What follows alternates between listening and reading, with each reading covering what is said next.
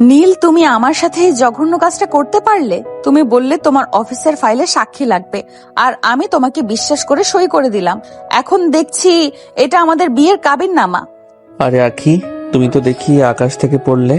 আমি তোমাকে ভালোবেসে বিয়ে করেছি, কোনো পাপ তো করিনি। এখন সই যখন করে দিয়েছ, তখন রাগ করে লাভ কি বলো? ভালোবাসা? এটাকে তুমি ভালোবাসা বলো নীল? আমার নিজের বড় বোন এই বাড়ির বড় বউ, সে তোমার বড় ভাইয়ের ঘরণী সম্পর্কে। তুমি আমার দুলা ভাইয়ের ছোট ভাই। তুমি কি একবারও ভেবে দেখেছো আমি এখন কোন পরিচয়ে এই বাড়িতে থাকবো? আমার আপু যখন জানবে আমি তার যা হয়ে এই বাড়িতে এসেছি, তখন সে কি আর আমাকে নিজের বোন ভাববে? কেন ভাববে না? সে তো আরো খুশি হবে যে তার বোন তার সাথে একই বাড়িতে থাকবে। আর শোনো আখি, এই নীল চৌধুরী কোনোদিন হাঁটতে শেখেনি। তোমাকে আমি শুরু থেকেই পছন্দ করতাম, কিন্তু তুমি পাত্তাই দিতে না, তাই একটু বুদ্ধি খাটিয়ে কাজটা সেরে ফেললাম। তোমার এই নোংরা বুদ্ধির উপর আমি থুতু ফেলি। তুমি আমার সরলতার সুযোগ নিয়েছো। আমি এই বিয়ে মানি না নীল। আমি এক্ষুনি নিচে যাব আর সবাইকে চিৎকার করে বলবো যে আমাকে ঠকিয়ে সই নিয়েছো। আমি এই মিথ্যে কাবিননামা ছিঁড়ে ফেলবো। ছিঁড়ে ফেললে কি আর সব মুছে যায়? ওটার অরিজিনাল কপি কাজী অফিসে জমা পড়ে গেছে এতক্ষণে। আর শোনো, এখন যদি তুমি নিচে গিয়ে নাটক করো, তবে তোমার বোনের সম্মানটাই আগে যাবে। সবাই বলবে বড় বউ তার নিজের বোনকে ফুসলিয়ে মেজো ভাইয়ের সাথে বিয়ে দিয়েছে। তোমার বোনের উপর দিয়ে যে ঝড় যাবে, সেটা কি তুমি সইতে পারবে? নীল একদম ভাবলেশীন মুখে কথাগুলো বলে যাচ্ছে। সে খুব ইনোসেন্ট একটা ভঙ্গি করে নিজের হাতের আংটিটা ঘষছে, যেন সে খুব ভালো কোনো কাজ করেছে। আখির আগে হিতাহিত জ্ঞান হারিয়ে টেবিলের উপর থাকা পানির জগটা ফ্লোরে আছাড় মারল। কাছের টুকরোগুলো চারিদিকে ছড়িয়ে পড়ল। তুমি একটা আস্ত শয়তান নীল। তুমি আমার আপুর সম্মান নিয়ে আমাকে ব্ল্যাকমেল করছো। তুমি জানো তুমি আমার জীবনটা কতটা কঠিন করে দিলে। আমার আপু এবারের বড় বউ হিসেবে সবাইকে শাসন করে, আর আমি এখন তার যা হয়ে তার সাথে পাল্লা নেব? লোকজনের হাসাহাসি তুমি সইতে পারলেও আমি পারবো না। আরে ধুর, তুমি কেন হাসাহাসি নিয়ে ভাবছো? তুমি তো এখন এই বাড়ির মেজো বউ হতে যাচ্ছ। আর আমি তোমাকে কথা দিচ্ছি আখি, এই বাড়ির চাবি তোমার হাতেই থাকবে। তোমার বড় বোন বড় হতে পারে, কিন্তু তুমি হবে এই বাড়ির আসল পাওয়ারফুল পার্সন। সিনিয়র বউ বলতে যা বোঝায় তুমি ঠিক তাই হবে। আমি তোমাকে সেই সম্মানেই রাখবো। আমার তোমার দেওয়া সম্মানের দরকার নেই নীল। তুমি আমার বিশ্বাস ভেঙেছো। যে মানুষটা বিয়ের আগে এত বড় প্রতারণা করতে পারে, তার সাথে সংসার করার কথা ভাবলেও আমার দম বন্ধ হয়ে আসে। আমি তোমাকে ঘৃণা করি। ঘৃণা করো আর যাই করো, এখন থেকে আমি তোমার সব। আর শোনো, নিচে যাওয়ার জন্য তৈরি হয়ে নাও। তোমার আপু, মানে আমাদের বড় ভাবি নিশ্চয়ই ফুল নিয়ে অপেক্ষা করছে তার নতুন যাকে বরণ করতে। তাকে গিয়ে আবার বলে দিও না যে তুমি নিজের ইচ্ছায় সই করনি, তাহলে কিন্তু মেজো ভাইয়ের সাথে তোমার আপুর ঝামেলা লেগে যাবে। আমি তো চাই না আমার বড় ভাইয়ের সংসারে আগুন লাগুক, তাই না? নীল মুচকি এসে আলমারি থেকে একটা লাল শাড়ি বের করলো। সে শাড়িটা নিয়ে আখির সামনে এসে দাঁড়ালো। আখি ঘৃণায় মুখ ফিরিয়ে নিল। নীলের এই শান্ত কিন্তু জেদি মনোভাব আখিকে ভেতর থেকে ভেঙে দিচ্ছে। সে বুঝতে পারছে সে এক বিশাল চক্রব্যূহে ফেসে গেছে। তুমি কি ভেবেছো আমাকে এই ঘরে আটকে রেখে তুমি জয়ী হবে? তুমি আমার দেহ পাবে নীল, কিন্তু আমার মন কোনোদিন পাবে না। আমি এই বাড়িতে তোমার জন্য প্রতিটা মুহূর্ত যন্ত্রণাদায়ক করে তুলবো। দেখা যাবে জান। আপাতত এই শাড়িটা পরে নাও। বড় ভাবির সামনে ছোট বোন যখন সেজে গুজে যাবে, তখন দেখার মতো একটা দৃশ্য হবে। মেজো বউ হিসেবে তোমার অভিষেকটা কিন্তু রাজকীয় হওয়া চাই। আমি বাইরে তোমার জন্য অপেক্ষা করছি। 10 মিনিটের মধ্যে তৈরি হয়ে নাও। নীল ঘর থেকে বেরিয়ে যাওয়ার সময় দরজাটা বাইরে থেকে লক করে দিয়ে গেল। আখি একা রুমে দাঁড়িয়ে কাঁপছে। তার মনে হচ্ছে জানালার পর্দাগুলো তাকে দেখে হাসছে। তার নিজের বোন এখন তার প্রতিপক্ষ হতে চলেছে, এই ভেবে সে ডুকরে কেঁদে উঠল। কিন্তু নীলের উপর প্রতিশোধ নেওয়ার নেশা তার ভেতরে দাউ দাউ করে জ্বলতে শুরু করেছে। নীল, তুমি কি পাগল হয়ে গেছো? তুমি জানো তুমি কি অগ্নিকাণ্ড ঘটাতে যাচ্ছ? তুমি আমার চেয়ে বয়সে ছোট হয়েও এত বড় একটা কাজ করলে। লোকে জানলে আমাদের দুইজনকে এই বাড়ি থেকে ঘাড় ধরে বের করে দিবে। আমার বাবা এই লজ্জা সইতে পারবে না। তুমি এখনো সময় আছে, এসব ভণ্ডামি থামাও। বয়স নিয়ে তুমি এত চিন্তা করো কেন আখি? ওটা তো স্রেফ একটা সংখ্যা। আমি তোমাকে ভালোবাসি, আর তোমাকে পাওয়ার জন্য আমি সব করতে পারি। এখন চুপচাপ শাড়িটা পরে নাও তো। আমি নিচে নামছি। 5 মিনিটের মধ্যে তুমিও আসবে। মনে রেখো, তোমার মুখ দেখে যেন কেউ কিছু বুঝতে না পারে। একদম নর্মাল থাকবে। নীল একটা বাঁকা হাসি দিয়ে রুম থেকে বের হয়ে গেল। আখি কাঁপা কাঁপা হাতে লাল শাড়িটা পরল। তার বারবার মনে হচ্ছে সে নিজের বড় বোন রীতা আপুর বিশ্বাসের অমর্যাদা করেছে। যে আপু তাকে নিজের সন্তানের মতো আগলে বড় করেছে, সেই আপুর সামনে সে আজ একটা মিথ্যা নাটক করবে। আখি আয়নার সামনে দাঁড়িয়ে নিজের চোখের পানি মুছল। সে জানে এখন কান্নাকাটি করলে নীলেরই লাভ। কিছুক্ষণ পর আখি যখন নিচে নেমে ড্রয়িং রুমে এলো, তখন তার সারা শরীর কাঁপছিল। দেখলো সেখানে রীতা আপু, আকাশ ভাইয়া আর বাড়ির আরো কয়েকজন মুরব্বী বসে চা খাচ্ছে। নীল সোফায় বসে খুব আয়েশ করে গল্প করছে। আখিকে দেখে সবাই একসাথে চুপ হয়ে গেল। রীতা আপু অবাক হয়ে আখির দিকে তাকিয়ে আছে। কি রে আখি, তুই এই অসময়ে এত সাজগোজ করলি কেন? আর এই লাল শাড়ি বা পরলি কেন? তুই তো দিনের বেলা সচরাচর শাড়ি পরিস না। কোনো ব্যাপার আছে না কি? আপু আসলে আমি আরে রীতা ভাবি, আপনি তো আপনার বোনকে চেনেনই না। আখি সকাল থেকে আমাকে জ্বালিয়ে মারছে। ও নাকি আজ লাল শাড়ি পরবে আর আমাকে নিয়ে বাইরে ঘুরতে যাবে। ওর জেদের কাছে আমি আর টিকতে পারলাম না। দেখুন না, শাড়িটা পরে ও কেমন পুতুলের মতো সেজে দাঁড়িয়ে আছে। তাই নাকি? আখি তো বেশ শৌখিন হয়ে উঠছে দেখছি। নীল, ও যখন শখ করেছে তখন ওকে ভালো কোনো জায়গায় নিয়ে যান। আর শোনো আখি, নীল ছোট হতে পারে, কিন্তু ও তোকে খুব যত্ন করে আগলে রাখবে। যা, তোরা ঘুরে আয়। আখি অবাক হয়ে নীলের দিকে তাকিয়ে রইল। এই ছেলেটা এত সহজে মিথ্যা বলছে যে বাড়ির কারোর মনে বিন্দুমাত্র সন্দেহ হচ্ছে না। অথচ আখির বুকটা ফেটে যাচ্ছে চিৎকার করে বলতে যে নীল ওকে ধোকা দিয়ে বিয়ে করেছে। কিন্তু আকাশ ভাইয়া আর রীতা আপুর হাসি মুখ দেখে সে কিছুই বলতে পারল না। ঠিক আছে নীল, ওকে নিয়ে যা, কিন্তু বেশি দেরি করিস না। আখি, আমু ফোন করেছিল, বলেছে আজ বিকালে তোকে বাসায় দিয়ে আসবো। ও কি আজ আমাদের সাথে থাকবে নাকি ওর বাসায় যাবে? ভাবি, আখির মনটা একটু খারাপ। ও বলছিল আম্মু আব্বুর কথা মনে পড়ছে, তাই ও ভাবলো আজকে সারাদিন আমার সাথে ঘুরে মনটা ভালো করে সরাসরি নিজের বাসায় চলে যাবে। আমি ওকে রাতের বেলা ড্রপ করে দিয়ে আসবো। আপনি একদম চিন্তা করবেন না। নীল, তুমি এত বড় মিথ্যাবাদী? তুমি সবাইকে এইভাবে ঠকাচ্ছ? আরে আখি, তুমি কেন টেনশন করছো? চলো এখন। রীতা ভাবি, আমরা আসছি তাহলে। আকাশ ভাইয়া, আপনি ভাবিকে একটু সময় দিন, আমি আখিকে সামলে নিচ্ছি। নীল খুব স্বাভাবিকভাবে উঠে দাঁড়িয়ে আখির হাতটা ধরল। সবার সামনে সে খুব কেয়ারিং হওয়ার ভান করলো। রীতার আকাশ তাদের এই ভাব দেখে বেশ খুশি হলেন। তারা ভাবতেও পারছেন না যে তাদের চোখের সামনে এত বড় একটা ঘটনা ঘটে গেছে। নীল আখিকে নিয়ে গাড়ির দিকে এগিয়ে গেল। গাড়িতে উঠে নীল যখন দরজাটা লক করে দিল, তখন আখির ধৈর্যের বাঁধ ভেঙে গেল। সে বুঝতে পারছে সে এখন পুরোপুরি নীলের কবজায়। নীল গাড়ি স্টার্ট দিয়ে মুচকি হাসলো। নীল, তুমি রীতা আপুর সামনে ওভাবে মিথ্যা বললে কেন? তুমি কেন বললে আমি শাড়ি পরার আবদার করেছি? তুমি আমাদের বিয়ের কথা কেন লুকালে? তুমি কি আমাকে তোমার হাতের পুতুল মনে করো? শোনো আখি, আমি যদি এখন বিয়ের কথা বলতাম, তবে কি তোমার আপু তোমাকে আমার সাথে এভাবে একা আসতে দিত না। এখন দেখো, সবাই জানে আমরা জাস্ট ঘুরতে বের হয়েছি, অথচ আমরা এখন আমাদের বাসর রাতে যাচ্ছি। সবকিছু আমি আগে থেকেই গুছিয়ে রেখেছি। বাসর রাত মানে কি? তুমি আমাকে কোথায় নিয়ে যাচ্ছ নীল? গাড়ি থামাও, আমি বলছি গাড়ি থামাও। জেদ করো না আখি, আমি তোমাকে বলেছি না তোমাকে এই বাড়ির সিনিয়র বউ বানিয়ে ছাড়বো। আজকে শুধু এক রাত আমার সাথে কাটাও, তারপর দেখবে কাল সকালে যখন আমরা একসাথে এই বাড়িতে ফিরে আসব, তখন কারোর কিছু বলার ক্ষমতা থাকবে না। বয়স দিয়ে কি হয়, বুদ্ধি যার বড় সেই আসল নেতা। নীল দ্রুত গতিতে গাড়ি চালাতে লাগলো। আখি গাড়ির জানালার বাইরে তাকিয়ে দেখলো তার পরিচিত রাস্তাগুলো পেছনে পড়ে যাচ্ছে। নীল তাকে এক নির্জন জায়গার দিকে নিয়ে যাচ্ছে। আখি বুঝতে পারছে সে এক বিশাল বিপদে পড়েছে, কিন্তু তার পালানোর কোনো রাস্তা নেই। তার ভেতরটা ভয়ে শুকিয়ে যাচ্ছে, কারণ সে জানে আজ রাতটা তার জীবনে সব হিসাব নিকাশ বদলে দেবে। নীল গাড়িটা শহর থেকে অনেকটা দূরে একটা নির্জন বাগান বাড়ির সামনে এনে থামলো। চারিদিকে বড় বড় গাছ আর মাঝখানে এই দোতলা বাড়িটা। সন্ধ্যা হয়ে আসছে, চারিদিকে অন্ধকার আখির মনের ভয়টাকে আরো বাড়িয়ে দিচ্ছে।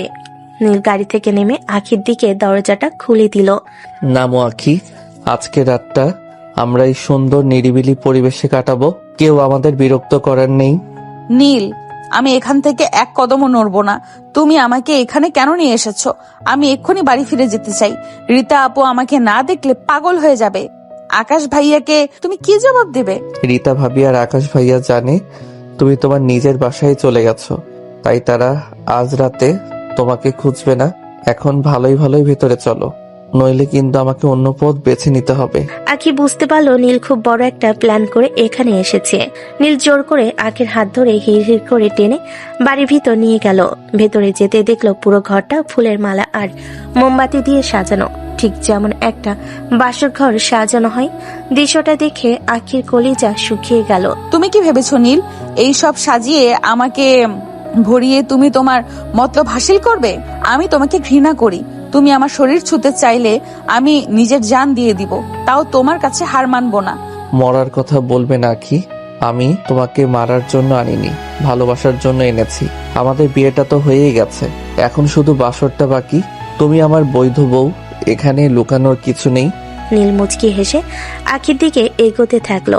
আখি নিজেকে বাঁচাতে দৌড়ে পাশের একটা রুমে ঢুকে ভেতর থেকে দরজা আটকে দিল। তার বুকটা ধরফর করছে। সে জানালার দিকে তাকিয়ে দেখলো সেখান থেকে লাফ দিয়ে পালানো সম্ভব কিনা। জানালার গ্রিল নেই, কিন্তু নিচে অনেক জঙ্গল। আখি কোনো কিছু না ভেবে জানালার পর্দা বেয়ে নিচে নেমে পড়লো এবং অন্ধকার জঙ্গলের দিকে দৌড় শুরু করলো। আখি, দরজা খোলো, পালাবার চেষ্টা করো না। এই জায়গাটা খুব নির্জন, তুমি কোথাও যেতে পারবে না। নীল যখন দরজা ভেঙে ভেতরে ঢুকলো তখন দেখলো রুম খালি আর জানালা খোলা। সে বুঝতে পারলো আখি পালানোর চেষ্টা করেছে। নীল রেগে গিয়ে ঘর থেকে বের হয়ে বাইরে আসলো। আখি অন্ধকারে গাছের আড়ালে লুকিয়ে হাঁপাচ্ছিল। হঠাৎ নীলের গলার স্বর খুব কাছে শুনতে পেল সে। আখি, তুমি যদি এখন আমার সামনে না আসো, তবে আমি রীতা ভাবির সাথে তোমার দুলা ভাইয়ের ডিভোর্স করিয়ে দেব। আমার কাছে এমন কিছু ছবি আর ডকুমেন্টস আছে যা দেখলে আকাশ ভাইয়া তোমার আপুকে 1 সেকেন্ডে বাড়ি থেকে বের করে দেবে। তুমি এত বড় মিথ্যাবাদী নীল। তুমি আমার আপু আকাশ ভাইয়াকে জান দিয়ে ভালোবাসে, সে কোনোদিন এমন কিছু করতে পারে না। তুমি মিথ্যা বলে আমাকে ভয় দেখাচ্ছ। আমি মিথ্যা বলছি? রীতা ভাবি বিয়ের আগে কার সাথে ঘুরতো আর কার সাথে তার রিলেশন ছিল সেই সব খবর কি তুমি জানো? আমার কাছে সেই সব প্রমাণ আছে। আমি যদি ওগুলো ভাইয়াকে দেখাই, তবে রীতা ভাবির সম্মান আর সংসার দুটোই শেষ হয়ে যাবে।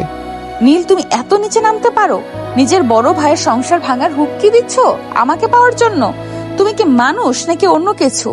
আমি শুধু তোমাকে চাই আখি, তুমি যদি এখন শান্তভাবে আমার কাছে ফিরে আসো আর আমাদের বাসর রাতটা সফল হতে দাও, তবে আমি রীতা ভাবির সব প্রমাণ পুড়িয়ে ফেলবো। তোমার আপুর সংসার বেঁচে যাবে। আর যদি জেদ করো, তবে কাল সকালেই তোমার আপু রাস্তায় দাঁড়িয়ে কাঁদবে। এখন চয়েস তোমার। আখি নিথর হয়ে দাঁড়িয়ে রইল। তার চোখের পানি শাড়ির আঁচল ভিজিয়ে দিচ্ছে। সে বুঝতে পারছে নীল তাকে এমন এক জায়গায় আঘাত করেছে যেখানে তার আর কোনো প্রতিরোধ করার ক্ষমতা নেই। রীতাপুর হাসি মুখটা তার চোখের সামনে ভেসে উঠল। সে ভাবল নিজের সম্মানের চেয়ে আপুর সংসার টিকিয়ে রাখাটা অনেক বেশি জরুরি। তুমি জিতে গেছো নীল, তুমি আসলে একটা জানোয়ার। আমি আসছি, কিন্তু মনে রেখো আজকের পর আমার চোখে তুমি মানুষ হিসেবে থাকবে না। ওসব পরে ভাবা যাবে জান, এখন চলো। রাতটা অনেক ছোট আর আমাদের অনেক কথা বাকি। নীল বিজয়ের হাসি হেসে আখির দিকে হাত বাড়িয়ে দিল। আখি ঘৃণা ভরে সেই হাত ধরল। সে বুঝতে পারছে আজ থেকে তার জীবনে নতুন এক নরকবাস শুরু হতে যাচ্ছে, যেখানে তাকে প্রতি মুহূর্তে অভিনয় করে যেতে হবে। নীল তাকে আবার সেই সাজানো ঘরের দিকে নিয়ে যেতে লাগলো। ভেতরে আসো আখি, বাইরে দাঁড়িয়ে থেকে লাভ নেই। রীতা ভাবির কথা যখন একবার মাথায় ঢুকেছে, তখন নিশ্চয়ই বুঝতে পারছো আমার কথার বাইরে যাওয়া তোমার জন্য কতটা রিস্কি হবে। নীল, আমি তোমার পায়ে ধরছি, তুমি আমার সাথে এমন করো না। আমি বয়সে তোমার বড়, রীতা আপু তোমার বড় ভাবি। আমাদের এই সম্পর্কটা কোনোদিন কেউ মেনে নেবে না। তুমি আমাকে ছেড়ে দাও, আমি কথা দিচ্ছি কাউকে কিচ্ছু বলবো না। বারবার ওই বয়সের দোহাই দিও না তো। আমি তোমাকে বলেছি না তুমি এই বাড়ির সিনিয়র বউ হবে? তার মানে হবেই। আর রীতা ভাবি মেনে নেবে কি নেবে না সেটা দেখার দায়িত্ব আমার। তুমি শুধু এখন আমার কথা মতো চলো। এই যে বিছানাটা দেখছো, এটা আমি নিজের হাতে সাজিয়েছি শুধু তোমার জন্য। তুমি কি জানো তুমি কতটা নিচু কাজ করেছো? একটা মেয়েকে এইভাবে ব্ল্যাকমেইল করে তার ইজ্জত নিয়ে খেলা করা কোনো পুরুষের কাজ না। তুমি যদি আমার আপুর ক্ষতি করার হুমকি না দিতে, তবে আমি আজ এই বাড়ি থেকে মরে বের হতাম, তাও তোমার ধারে কাছেও আসতাম না। অনেক ভাষণ দিয়েছো আখি, এবার একটু শান্ত হও। আমি জানি তুমি এখন আমাকে মনে মনে গালি দিচ্ছ, দাও, তাতে আমার কিছু যায় আসে না। কিন্তু কাল সকালে যখন এই ঘর থেকে বের হবে, তখন তুমি হবে শুধুই নীলের স্ত্রী, আর সেই অধিকারটা আমি আজ রাতেই আদায় করে নেব। নীল কথাগুলো বলে রুমের মেন দরজাটা ভেতর থেকে আটকে দিল। আঁকি ভয়ে খাটের এক কোণে গিয়ে গুটিসুটি মেরে বসে রইল। তার পরনে লাল শাড়িটা এখন আর তার কাছে কাপনের কাপড় মনে হচ্ছে। নীল খুব ধীরে সুস্থে গায়ের শার্টের বোতাম খুলতে খুলতে আঁখির দিকে এগিয়ে আসতে লাগলো। তার চোখে মুখে একটা জেদ আর নেশা কাজ করছে। নীল, কাছে এসো না, আমি বলছি তুমি দূরে থাকো। তোমার কি একটুও মায়া হচ্ছে না আমার উপর? আমি তোমাকে কত বিশ্বাস করতাম, তোমাকে নীল ভাই বলে ডাকতাম। সেই বিশ্বাসের কি এই প্রতিদান দিচ্ছ তুমি? ভাই ডাকতে তো তোমার খুব ভালো লাগতো, তাই না? কিন্তু আমার লাগতো না। আমি যখনই তোমার দিকে তাকাতাম, তখনই তোমাকে আমার বউ হিসেবে কল্পনা করতাম। আজ সেই সুযোগ আমি হাতছাড়া করব না। তুমি রাজি থাকো আর না থাকো, তাতে আমার কিছু যায় আসে না। আমি তোমাকে আজ নিজের করেই ছাড়বো। তুমি একটা পশু, তোমার লজ্জা করে না? জোর করে একটা মেয়ের সাথে বাসর করা কোনো বীরত্ব না। তুমি আজ আমার সাথে যা করেছো তার শাস্তি তুমি ঠিকই পাবে। খোদা তোমাকে ক্ষমা করবে না। শাস্তির কথা পরে দেখা যাবে, আগে তোমাকে একটু আদর করে নেই। অনেক দিন ধরে এই দিনটার জন্য অপেক্ষা করেছি। রীতা ভাবি তো এই বাড়িতে রাজত্ব করছে অনেক দিন, এবার তোমার রাজত্ব শুরু হবে, কিন্তু তার আগে তোমাকে আমার রানী হতে হবে। নীল হঠাৎ করে আঁখির হাত ধরে নিজের দিকে টেনে নিল। আঁখি ছিটকে গিয়ে নীলের গায়ের উপর পড়লো। সে ধস্তাধস্তি করে নীলকে সরিয়ে দেওয়ার চেষ্টা করলো, কিন্তু নীলের গায়ের শক্তির কাছে সে একদমই অসহায়। নীল এক ঝটকায় আঁখিকে বিছানায় শুয়ে দিল। আঁখি চিৎকার করার চেষ্টা করলে নীল তার মুখ হাত দিয়ে চেপে ধরল। চিৎকার করে কোনো লাভ নেই আখি। এই বাগান বাড়ির আশেপাশে মাইলের পর মাইল কোনো মানুষ নেই। তোমার চিৎকার শোনার মতো কেউ নেই এখানে। তার চেয়ে ভালো চুপচাপ নিজেকে সঁপে দাও, অন্তত ব্যথা কম পাবে। মনে রেখো, তোমার একটা ভুল পদক্ষেপ রীতা ভাবির সংসার তছনছ করে দিতে পারে। নীল প্লিজ ছাড়ো, আমি মরে যাব। মরবে না চান, এই তো মাত্র শুরু। তোমাকে আমি এমন ভালোবাসা দেব যে তুমি নিজের নাম পর্যন্ত ভুলে যাবে। আজ রাতে আমি তোমাকে বুঝিয়ে দেব, নীল চৌধুরী যা চায় তা সে পেয়েই ছাড়ে। এখন আর কথা নয়, শুধু আমি আর তুমি। আঁখি আর বাধা দিতে পারল না। তার দু চোখ বেয়ে নোনা পানি গড়িয়ে পড়ছে। সে বুঝতে পারছে তার সব প্রতিরোধ আজ ভেঙে চুরমার হয়ে যাচ্ছে। রীতাপুর সুন্দর ঘর বাঁচানোর জন্য সে নিজেকে সম্ভ্রম আজ এই পশুর হাতে তুলে দিতে বাধ্য হচ্ছে। নীল তার উপর বাঘের মতো ঝাঁপিয়ে পড়ল। সারা রাত ধরে চলল এক পৈশাচিক অধিকার আদায়ের খেলা। যে মেয়েটা কাল পর্যন্ত স্বাধীন ছিল, আজ সে একটা কামাতুর ছেলের লালসার শিকার হয়ে গেল। তুমি আমাকে আজ শেষ করে দিলে নীল। আমি কোনোদিন তোমাকে ক্ষমা করব না। আমার অভিশাপ লাগবে তোমার গায়ে। অভিশাপ দিও পরে, এখন ঘুমাও। কাল সকালে আমাদের অনেক বড় নাটকের সম্মুখীন হতে হবে। মনে রেখো, সবার সামনে কিন্তু আমাদের খুব সুখী কাপল হিসেবে অভিনয় করতে হবে। এক ফোঁটা চোখের পানি যেন রীতা ভাবি বা আকাশ ভাইয়া না দেখে। নীল বিজয়ের মতো আঁখিকে নিজের বুকের সাথে জড়িয়ে ধরে শুয়ে রইল। আঁখি পাথরের মতো পড়ে রইল বিছানায়। তার মনে হচ্ছে তার আত্মাটা শরীর থেকে বের হয়ে গেছে। যে রাতের স্বপ্ন সব মেয়ে দেখে, সেই রাতটা আঁখির জীবনে কাল বৈশাখী হয়ে এলো। সে অন্ধকারের দিকে তাকিয়ে মনে মনে প্রতিজ্ঞা করলো, নীলটাকে যেভাবে ছিঁড়ে খেয়েছে সেও একদিন নীলকে তিল তিল করে শেষ করে দিবে। সকালে কড়া রোদ জানালা দিয়ে এসে আঁখির মুখে পড়তে তার ঘুম ভেঙে গেল। সারা শরীরে প্রচন্ড ব্যথা, মনে হচ্ছে শরীরটাকেও পাথর দিয়ে থেতলে দিয়েছে। পাশে তাকিয়ে দেখলো নীল একদম নিশ্চিন্তে ঘুমাচ্ছে। কাল রাতের কথা মনে পড়তেই আঁখির বুক চিরে একটা দীর্ঘশ্বাস বেরিয়ে এলো। নীল টেপে চোখ মিললেও একদম স্বাভাবিক হেসে গুড মর্নিং বলল। আঁখি কোনো জবাব না দিয়ে টলতে টলতে উঠে নিজের বিধ্বস্ত শাড়িটা ঠিক করে নিল। নীল তাকে তাড়া দিয়ে বলল জলদি তৈরি হতে, কারণ বাড়িতে সবাই হয়তো রণমূর্তি ধারণ করে আছে। ঘন্টাখানেক পর নীল যখন গাড়ি নিয়ে তাদের বাড়ির গেটে পৌঁছালো, দেখলো পুরো বাড়ির মানুষ গেটের সামনে জটলা করে দাঁড়িয়ে আছে। রীতাপু আর আকাশ ভাইয়ের মুখ শুকনো, চোখ দুটো টকটকে লাল। বোঝা যাচ্ছে তারা সারা রাত দুশ্চিন্তায় এক ফোঁটা ঘুমায়নি। নীল গাড়ি থেকে নামতেই আকাশ ভাইয়া রেগে ফেটে পড়ে সামনে এগিয়ে এলেন। নীল, এই তোমার দায়িত্ব জ্ঞান? সারা রাত তোমরা কোথায় ছিলে? আমি আর রীতা তো পুরো শহর চষে ফেলেছি। তোমাদের ফোনেও ট্রাই করতে করতে আমাদের আঙ্গুল ব্যথা হয়ে গেছে, অথচ তোমাদের কোনো পাত্তা নেই। তুমি জানো রীতা কাল রাত থেকে একবারের জন্য পানি মুখে দেয়নি। আখির বাবা মাকে আমরা এখনো কিছুই জানাইনি লজ্জায়। জবাব দাও নীল, তোমরা কোথায় ছিলে? আখি, তুই অন্তত মুখ খোল। তোদের এই অবস্থা কেন? তোকে দেখে মনে হচ্ছে তুই কত বড় কোনো ঝড়ের উপর দিয়ে এসেছিস। চুলগুলো এমন আলু থালু কেন? আর ফোন কেন বন্ধ ছিল তোদের? আপু আসলে আমি ভাইয়া, আপনারা দয়া করে আগে আমাদের কথা শুনুন। আপনারা যা ভাবছেন তা কিছুই না। বিশ্বাস করুন, আমাদের অনেক বড় একটা বিপদ হয়েছিল। আমরা যখন হাইওয়ে দিয়ে ফিরছিলাম, তখন হঠাৎ একটা পাগল ট্রাক আমাদের সাইড মারতে আসে।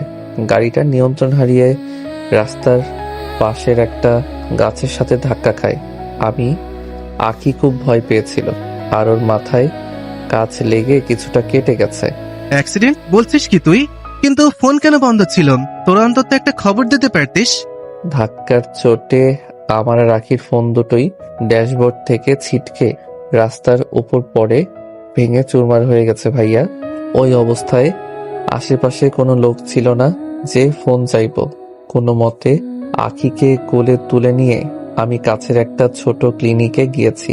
ও এতটাই শকড হয়েছিল যে ও কথার বলার মতো সেন্সেই ছিল না। এই দেখুন ডাক্তার কি লিখেছে, আর ওষুধের রসিদ। সারা রাত ওকে অবজারভেশনে রাখতে হয়েছিল যাতে ওর কোনো ইন্টারনাল ইনজুরি না হয়। নীল পকেট থেকে ভাঁজ করা একটা প্রেসক্রিপশন বের করে আকাশ ভাইয়ের হাতে বাড়িয়ে দিল। আখি পাথরের মতো দাঁড়িয়ে দেখছে সব। সে অবাক হয়ে ভাবছে কাল রাতে যে ছেলেটা তাকে ব্ল্যাকমেল করে তার সর্বনাশ করলো, সে কত আগে থেকে এসব মিথ্যা পেপার গুছিয়ে রেখেছে। একটা নকল প্রেসক্রিপশন পর্যন্ত সে জোগাড় করে ফেলেছে শুধু সবাইকে ধোঁকা দেওয়ার জন্য। নীল যে এত বড় অভিনেতা হতে পারে সেটা আখির কল্পনার বাইরে ছিল। ওরে আমার কপাল, আমি কত কি আজে বাজে ভাবছিলাম। তুই ঠিক আছিস তো রে বোন? হ্যাঁ, তোর হাত পা কাঁপছে কেন এত? আহারে, মেয়েটা আমার কত ভয় পেয়েছে। চল চল ভেতরে চল। নীল, তুইও ভেতরে আয়। তোকে কত বকাঝোকা করলাম, এখন তো দেখছি তুই আমার বোনকে বাঁচিয়েছিস। প্রেসক্রিপশন তো দেখি একদম ঠিক আছে। যাক বাবা, কোনো বড় বিপদ হয়নি, এইটাই রক্ষে। নীল, তুই ঠিক কাজ করেছিস। আগে ট্রিটমেন্ট, তারপর অন্য কিছু। তুই ওকে সাবধানে ভেতরে নিয়ে যা। রীতা, ওকে একটু গরম দুধ আর নাস্তা দাও। মেয়েটা একদম ফ্যাকাশে হয়ে গেছে। সবাই এখন নীলের প্রতি কৃতজ্ঞতায় গদগদ। যে মানুষগুলো একটু আগে সন্দেহের চোখে তাকাচ্ছিল, তারা এখন নীলকে বাহবা দিচ্ছে। আখি এক পা নড়তে পারছে না। তার মনে হচ্ছে সে একটা মস্ত বড় মিথ্যার জালে আটকে গেছে।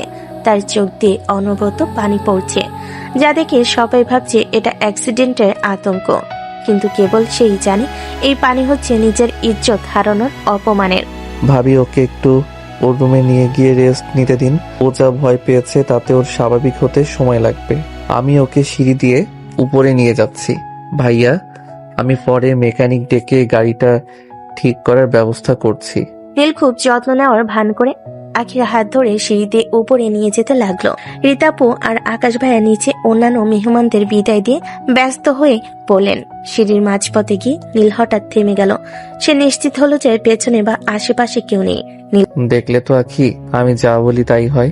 সবাই আমাকে এখন হিরো ভাবছে, অথচ আসল খেলা তো আমি আর তুমি কাল রাতভর খেললাম। কেমন দিলাম সারপ্রাইজটা? এই কথা বলে রীতা আর আকাশ ভাইয়ের আড়ালে আখির দিকে তাকিয়ে একটা দুষ্টিমি ভরা চোখ টিপ মারল। তার ঠোঁটের কোণে একটা পৈশাচিক বিজয়ের হাসি।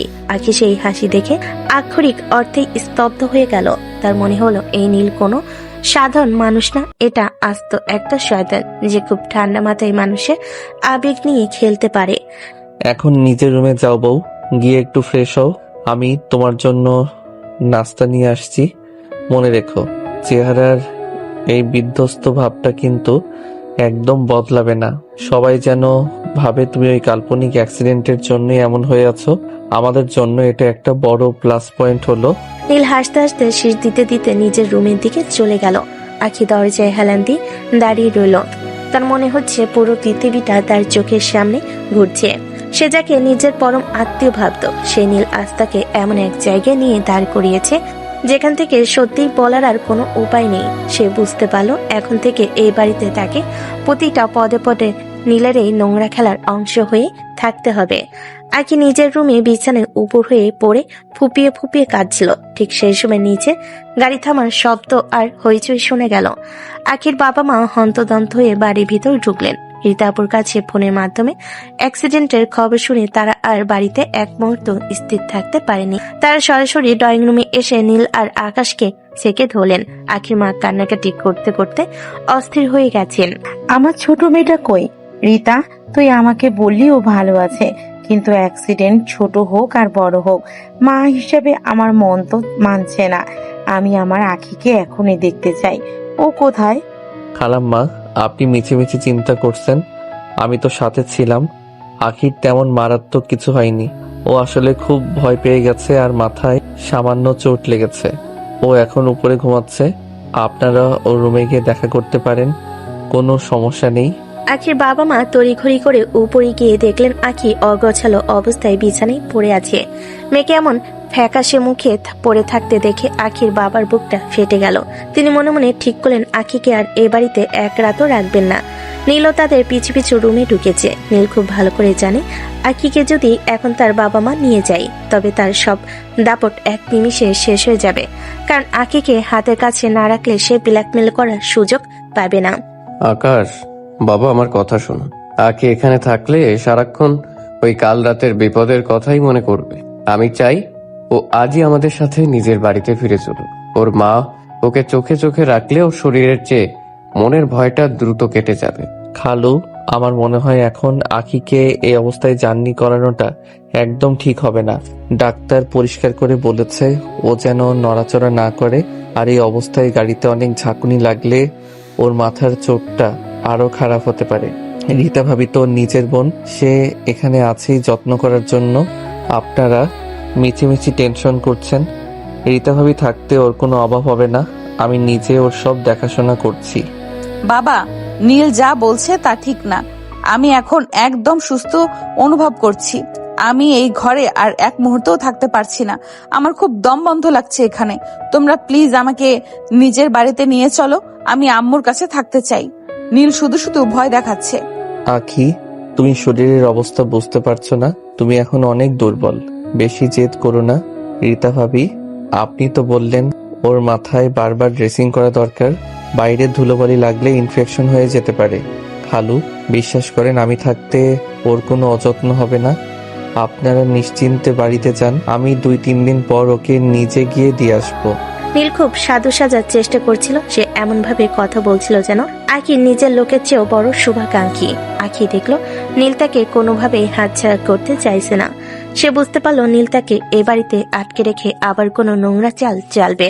আখি এবার নীলের তৈরি করা মিথ্যা অ্যাক্সিডেন্টের গল্পটাকেই পাল্টা অস্ত্র হিসাবে ব্যবহার করার বুদ্ধি বের করলো। বাবা, নীল আসলে আসল কথাটা বলতে লজ্জা পাচ্ছে। যে ক্লিনিকে আমাকে কাল রাতে নেওয়া হয়েছিল সেখানকার ডাক্তার নীলকে আলাদা করে ডেকে বলেছে যে আমার শরীরের রক্ত অনেক কমে গেছে, আর ডাক্তার নীলকে এটা জোর করে বলেছে যে আমার এখন মায়ের হাতের খাবার আর নিজের বাড়ির শান্ত পরিবেশ খুব দরকার। নীল হয়তো ভাবছে তোমরা ভয় পাবে তাই রক্ত কমে যাওয়ার কথাটা বলছে না, কিন্তু বাবা আমার শরীর খুব খারাপ লাগছে। কি বলছো নীল? ডাক্তার এমন জরুরি কথা বলেছে আর তুমি আমাদের কাছে লুকাচ্ছ? শোনো বাবা, তোমরা ছোট মানুষ, শরীরের ভালো মন্দ সবসময় বোঝো না। আখি যখন নিজের মুখে যেতে যাচ্ছে ও যাবে। রীতা, তুই দেরি করিস না মা, জলদি ওর কাপড় চোপড় গুছিয়ে দে। কিন্তু খালু, আমি তো প্রেসক্রিপশনে তো এমন কিছু ডাক্তার লেখেনি। আমি নিজেই তো সব জানি। আপনি ওর কথা শুনে বিভ্রান্ত হবেন না। নীল, ওই যে ছোট একটা চিরকুট ছিল না যেটা তুমি পকেটে রাখলে, ওইটাতে তো রক্ত আর বিশ্রামের কথা লেখা ছিল। তুমি হয়তো ভুলে গেছো। বাবা, তোমরা তাড়াতাড়ি করো, আমার এক্ষুনি যেতে হবে। রীতা আপু, তুমি আমার ব্যাগটা গুছিয়ে দাও।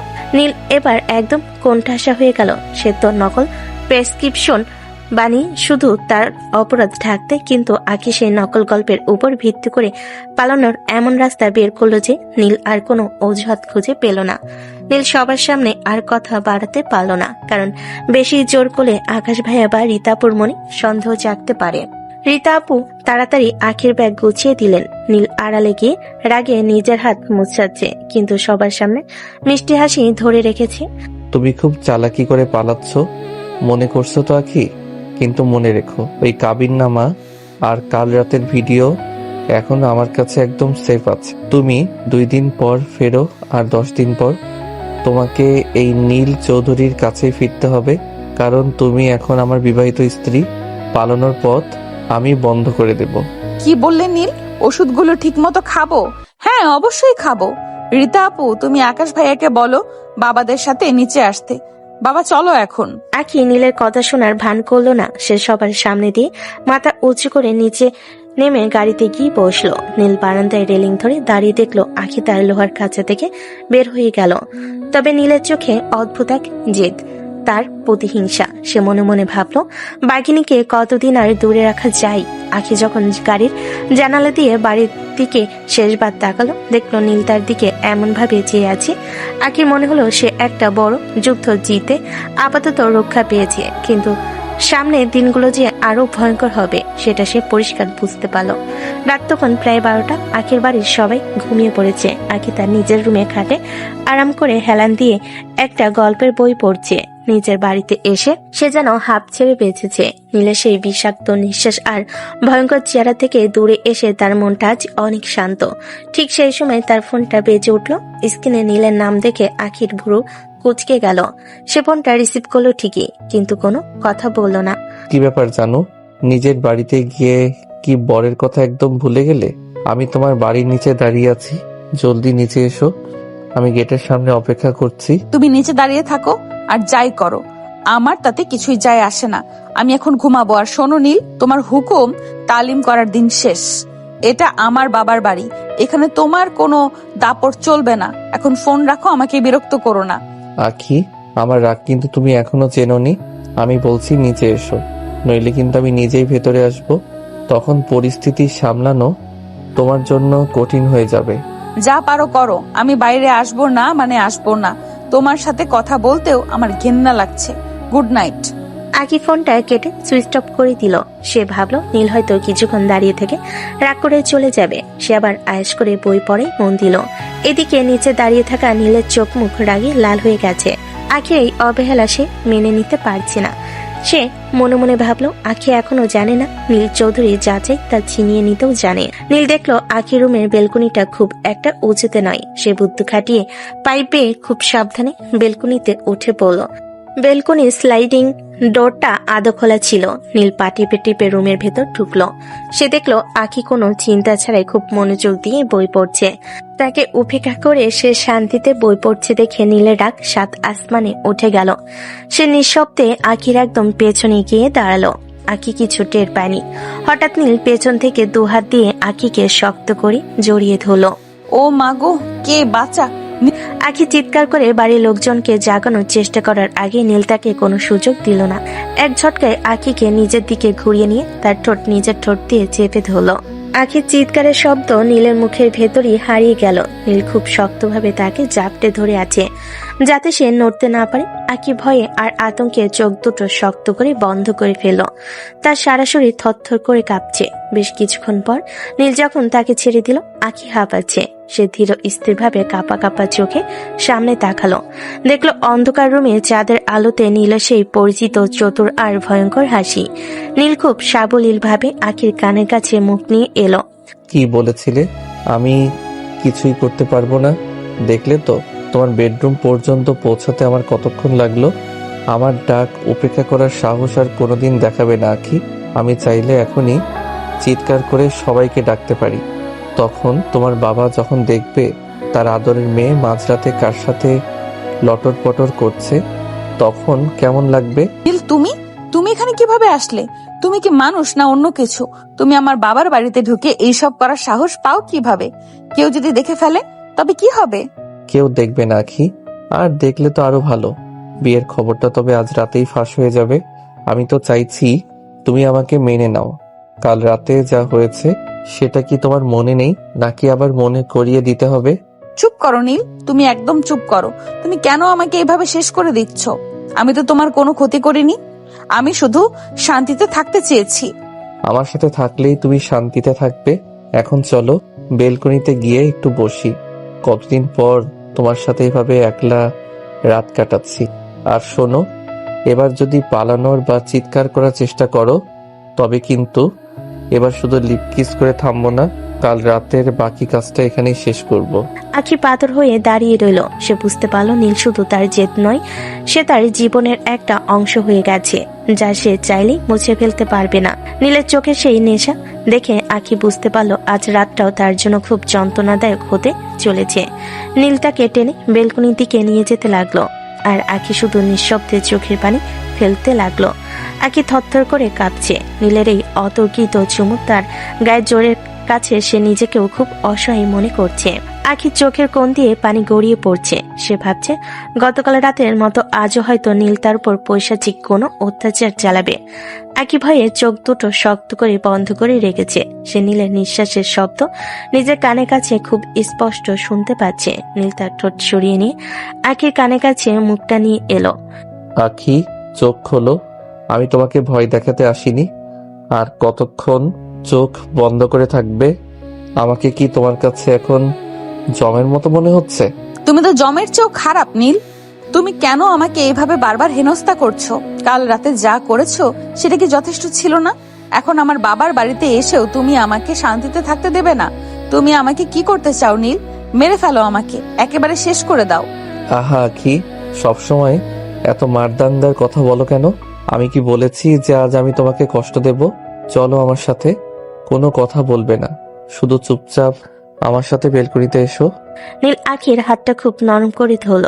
কাল রাতের সেই রুক্ষতা নীলের মধ্যে এখনই।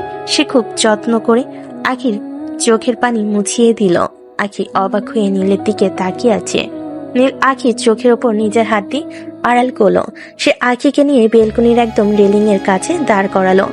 আখি বুঝতে পারছে না নীল আসলে কি করতে চাইছে। আখি, এবার আমি হাত সরাবো, তুই নিচের বাগানের দিকে তাকাবে, কিন্তু খবরদার কোনো চিৎকার করবে না। শুধু দেখো আমি তোমার জন্য কি করেছি। নীল আস্তে করে আখির চোখের ওপর থেকে হাতটা সরিয়ে নিল। আখি নিচের দিকে তাকাতে তার নিঃশ্বাস বন্ধ হয়ে এলো। তাদের বাড়ির পেছনের বাগানের মাঝখানে ঘাসের উপর অসংখ্য মোমবাতি জ্বলছে। সেই মোমবাতিগুলো দিয়ে বড় করে একটা ল্যাপ শেপ তৈরি করা হয়েছে। আর সেই ল্যাপ শেপের মাঝখানে ছোট্ট একটা প্রদীপ দিয়ে লেখা আছে হ্যাপি বার্থডে। যেন আখি একদম স্তব্ধ হয়ে গেল। সে ভুলে গিয়েছিল যে আজ রাত 12টার পর তার জন্মদিন শুরু হয়েছে। নীল, এগুলো তুমি করেছো? মানে কখন? তুমি যখন ওপরে আরাম করে বই পড়ছিলে তখন আমি নিচে এই আয়োজন করছিলাম। কি ভেবেছিলে নীল চৌধুরী কি শুধু জোর খাটানোই জানে?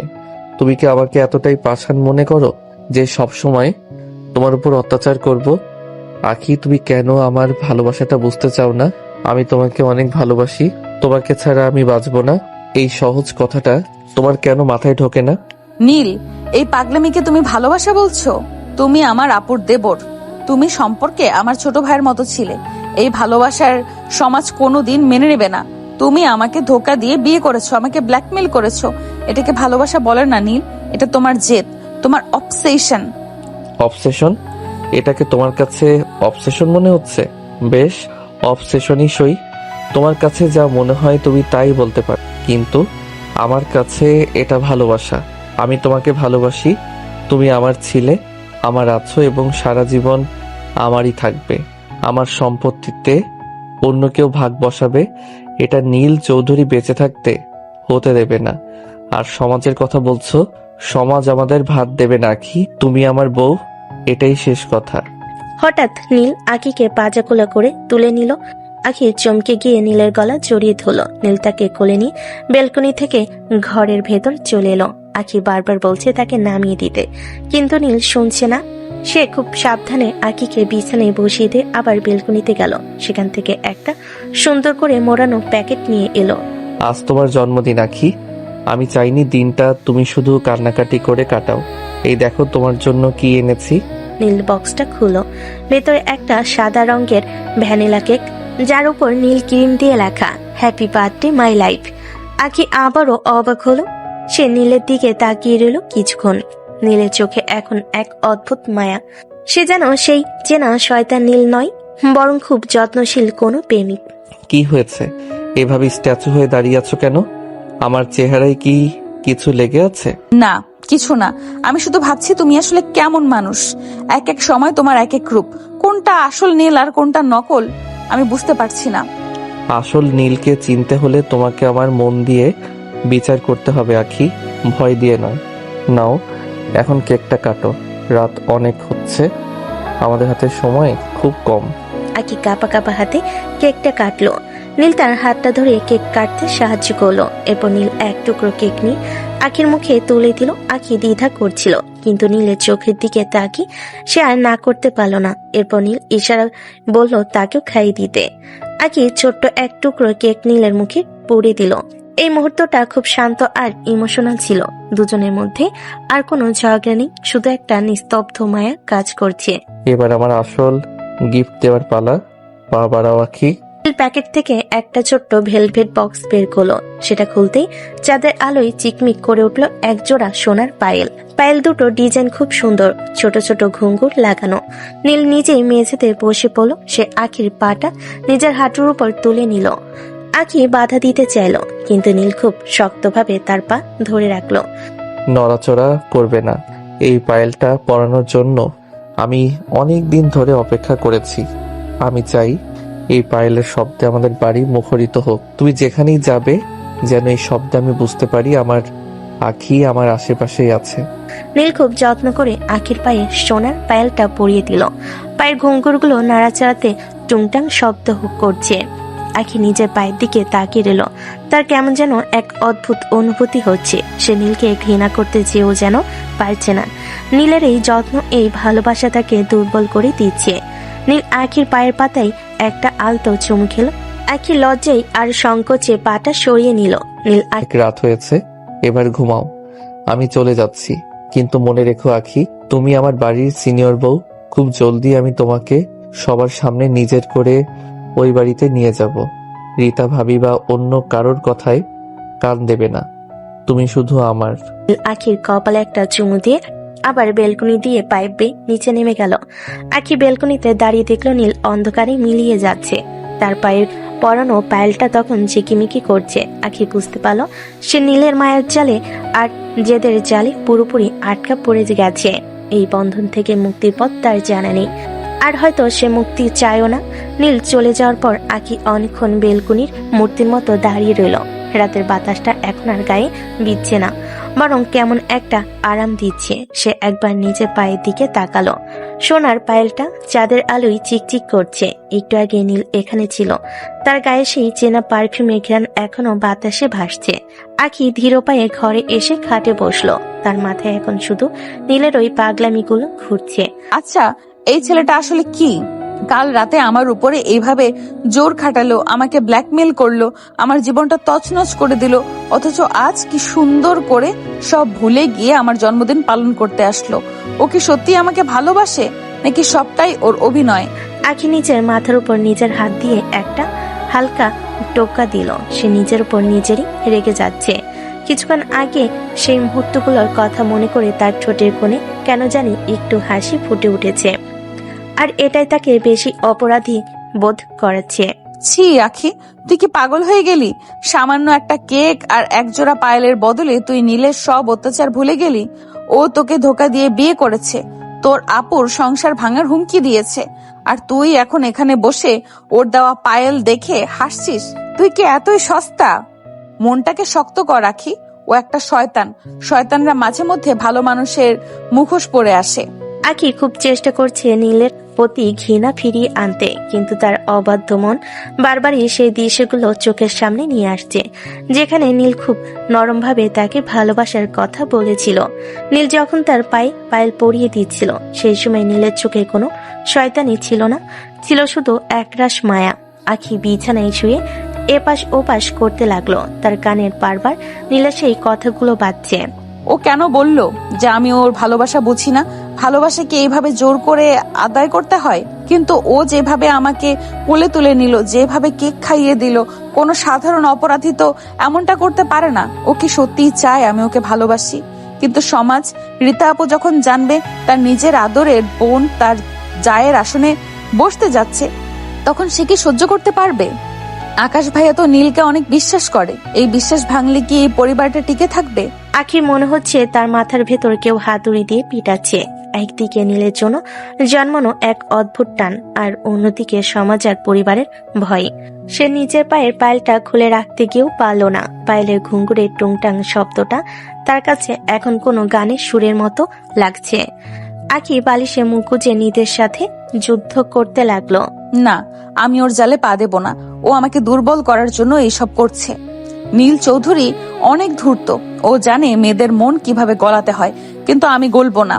কাল সকালে আমি এই পায়েল খুলে ড্রয়ারে লুকিয়ে রাখবো, কেউ যেন বুঝতে না পারে ও এখানে ছিল। কিন্তু মনটা কেন এত অবুঝ হচ্ছে?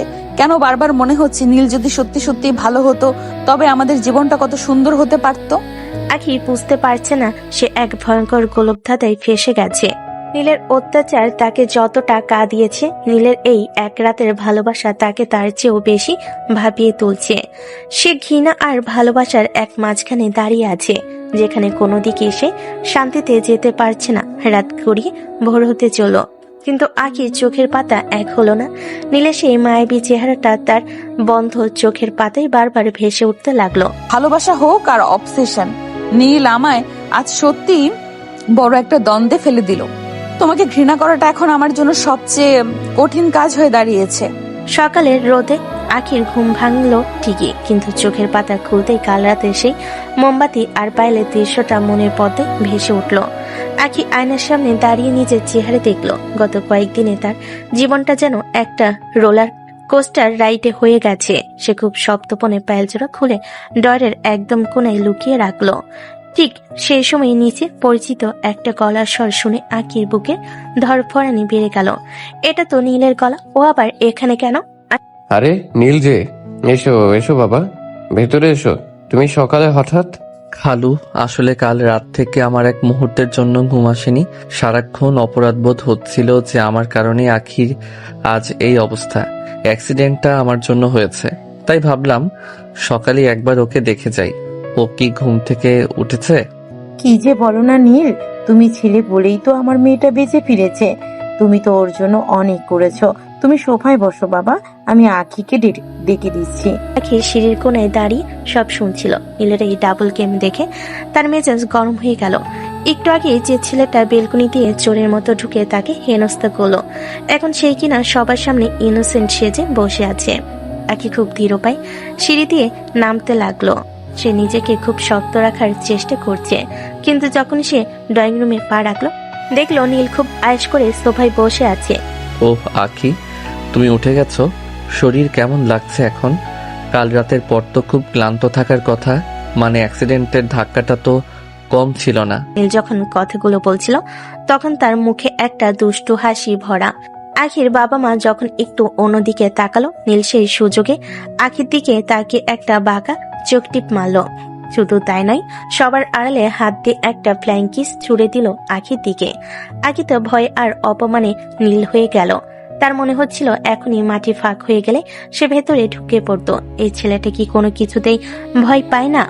আমি ভালো আছি, আপনার এখানে আসার দরকার ছিল না। আমি তো বলেছি আমি এখন সুস্থ। আখি, ওভাবে কথা বলছিস কেন নীলের সাথে? তাছাড়া ও তো তোকে দেখতে এসেছে কত দূর থেকে। নীল, তুমি ওর কথায় কিছু মনে করো না বাবা, ও আসলে শকের মধ্যে আছে তো। না না খালু, আমি একদম কিছু মনে করিনি। আখি আসলে আমাকে একটু অন্য চোখে দেখে তো, তাই হয়তো ওর রাগটা আমার উপরেই পড়ছে। আচ্ছা আখি, আমার না খুব তৃষ্ণা পেয়েছে, একটু পানি খাওয়াতে পারবে? ওরে বাবা, আমি এনে দিচ্ছি পানি। আখির এখন নড়াচড়া করা ঠিক হবে না। না না খালাম্মা, আপনি কেন কষ্ট করবেন? আখি অসুস্থ হলেও তো ঘরের ভেতরে একটু হাঁটাহাঁটি করা দরকার। ডাক্তারের পরামর্শ অনুযায়ী ও নিয়ে আসুক, আর ও যদি একা না পারে তবে আমি গিয়ে নিয়ে আসছি। আমি পারবো, আমাকে কারো সাহায্য করতে হবে না। আপনি বসুন, আমি পানি নিয়ে আসছি। আখি গজগজ করতে করতে কিচেনের দিকে চলে গেল। তার পেছনে নীল খুব ধীর পায়ে এগিয়ে আসতে লাগলো। সে ড্রয়িং রুম পার হওয়ার সময় আখির বাবা মাকে এমনভাবে একটা হাসি দিল যে তারা ভাবলো নীল হয়তো আখিকে একটু আগলে রাখতে কিচেনের দিকে যাচ্ছে। কিচেনে ঢোকার সাথে সাথে আখি পানি গ্লাস ভরতে লাগলো। হঠাৎ সে অনুভব করলো পেছনের দিক থেকে দুটো শক্ত হাত তাকে জড়িয়ে ধরেছে। নীল ছাড়ো, কেউ দেখে ফেলবে। তোমার কি একদম ভয় ডর নেই? বাবা আর মা বাইরেই বসে আছে। চুপ থাকো আখি, কেউ আসবে না। তোমার বাবা মা আসছে, আমি তোমার শরীর খারাপ দেখে তোমাকে সাহায্য করতে এসেছি। কিন্তু তারা কি জানে আমি আমার তৃষ্ণা মেটাতে এসেছি? নীল এক ঝটকায় আখিকে ঘুরিয়ে কিচেনের দেওয়ালের সাথে চেপে ধরলো। আখি দুই হাত নীলের বুকের ওপর দিয়ে তাকে সরানোর চেষ্টা করছে, কিন্তু নীল একদম অটল। সে আখির খুব কাছে ঝুঁকে এলো। আকি ভয়ে চোখ বন্ধ করে ফেল। ঠিক সেই মুহূর্তে নীল খুব শক্তভাবে আখির ঠোঁটে একটা গভীর কিস করলো। আখি যেন পাথরের মতো জমে গেল, তার হাতগুলো শিথিল হয়ে এলো। বাহ, সকালের নাস্তাটা বেশ ভালোই হলো। আর তৃষ্ণা এখন একদম মিটে গেছে, পানির আর দরকার নেই। তুমি একটা আস্ত জানোয়ার নীল। তুমি আমার বাড়ির কিচেনে দাঁড়িয়ে আমার সাথে এই নোংরামি করার সাহস পেলে কি করে? যদি এখন কেউ ভেতরে আসতো? কেউ আসতো না আখি, আমি সব দেখে শুনেই এসেছি। আর যদি আসতো তবে আমি বলে দিতাম আমরা স্বামী স্ত্রী। তোমার কি মনে নেই আমাদের বিয়ে হয়ে গেছে? বিয়ের পর কি স্বামী তার বউকে আদর করতে পারে না? বিয়ে? যে বিয়ে আমি মানি না সেটা কোনো বিয়েই না। তুমি চক্রান্ত করে সই নিয়েছো। আমি এই সম্পর্ক কোনোদিন স্বীকার করব না। স্বীকার না করলেও চলবে জানো। কাল রাতের সেই দৃশ্যগুলো আর আমাদের বাসর রাতের ভিডিও তো মিথ্যে নয়, তাই না? ওগুলো ফাঁস হলে কার সম্মান যাবে সেটা তুমি ভালো করেই জানো। আমি আসছি আখি, তোমার সাথে আবার দেখা হবে, তবে তখন জায়গাটা অন্য কোথাও হবে। নীল চোখ টিপ মেরে কিচেন থেকে বের হয়ে গেল। ড্রয়িং রুমে গিয়ে সে খুব স্বাভাবিকভাবে আখির বাবা মায়ের কাছ থেকে বিদায় নিল। আখি কিচেনের ভিতর কাঁপতে কাঁপতে পানির গ্লাসটা ধরে দাঁড়িয়ে রইল। তার জীবনটা যে এই ছেলেটা কতটা তছনছ করে দিয়েছে তা সে প্রতি মুহূর্তে অনুভব করছে। নীল যেমন রোমান্টিক হতে পারে, তার চেয়েও কয়েক গুণ বেশি শয়তানও হতে জানে। আখি বুঝতে পারল সে যে খাঁচায় ঢুকেছে সেখান থেকে বের হওয়ার প্রতিটা রাস্তা নীল আগে থেকেই বন্ধ করে রেখেছে। খেলা তো সবে শুরু আখি। সিনিয়র বউয়ের মর্যাদা পেতে হলে তোমাকে আরো অনেক পথ হাঁটতে হবে, আর সেই পথে আমি হব তোমার একমাত্র সঙ্গী। দিন যত যাচ্ছে নীলের পাগলামি যেন পাল্লা দিয়েই বাড়ছে। আখি নিজের বাড়িতে এসে ভেবেছিল একটু শান্তিতে থাকবে, কিন্তু নীলের হাত থেকে বাঁচার কোনো উপায় সে খুঁজে পাচ্ছে না। নীল যেন আখির ছায়া হয়ে গেছে। প্রতিদিন সকাল হওয়ার আগে আখির ফোনে নীলের মেসেজ এসে জমা হয়। কখনো সেখান থেকে একরাশ ভালোবাসার কথা, কখনো আবার থাকে প্রচ্ছন্ন হুমকি। আখি ফোন সাইলেন্ট করে রাখলো, কোনো লাভ হয় না, কারণ নীল জানে কিভাবে তাকে অস্থির করে তুলতে হয়। আখি, ঘুম থেকে উঠেছো? জানালাটা খুলে দেখো তো। গ্রিলের সাথে একটা ছোট প্যাকেট ঝুলিয়ে দিয়ে এসেছি। ওটা তোমার প্রিয় চকলেট। তুমি না খেলে কিন্তু আমি সারাদিন না খেয়ে থাকবো। আর হ্যাঁ, আজকে শাড়ি পরবে, নীল রঙের শাড়ি। আমার নীল শাড়ি পরা আখিকে খুব দেখতে ইচ্ছে করছে। নীল, তুমি কি পাগল হয়ে গেছো? প্রতিদিন এইসব ড্রামা কেন করছো? আমি তোমার চকলেট খাবো না আর শাড়িও পরবো না। তুমি দয়া করে আমাকে নিজের মতো থাকতে দাও। আমার দম বন্ধ হয়ে আসছে তোমার এইসব সস্তা রোমান্টিকতায়। সস্তা হোক আর দামি, এটা আমার ভালোবাসা আখি। আমি তোমাকে ছাড়া কিছুই বুঝি না। সকালে চোখ মেলেই তোমার কথা মনে পড়ে। রাতে ঘুমানোর আগে তোমার মুখটা চোখের সামনে ভাসে। তুমি না বললে আমি শুনবো না। তুমি যদি শাড়ি না পরো তবে আমি বিকেলেই তোমাদের বাসায় হাজির হব। তখন বাবা মায়ের সামনে তোমাকে শাড়ি পরিয়ে দিয়ে আসবো, মনে থাকে যেন। আখি ফোনটা বিছানায় আছাড় মেরে ফেলে দিল। সে জানে নীল যা বলে তাই করে ছাড়ে, তাই অনিচ্ছা সত্ত্বেও তাকে নীলের হুকুম মেনে চলতে হয়। সারাদিন নীল তাকে একের পর এক SMS করে অস্থির করে রাখে। এখন কি করছো? নাস্তা করেছো? আমার কথা কি একবারও মনে পড়েনি? এ জাতীয় প্রশ্নে আখির ইনবক্সে ভর্তি হয়ে থাকে। মাঝে মাঝে অফিসের কাজের দোহাই দিয়ে নীল হঠাৎ করে আখির বাড়ির সামনে গাড়ি নিয়ে দাঁড়িয়ে থাকে শুধু তাকে এক পলক দেখার জন্য।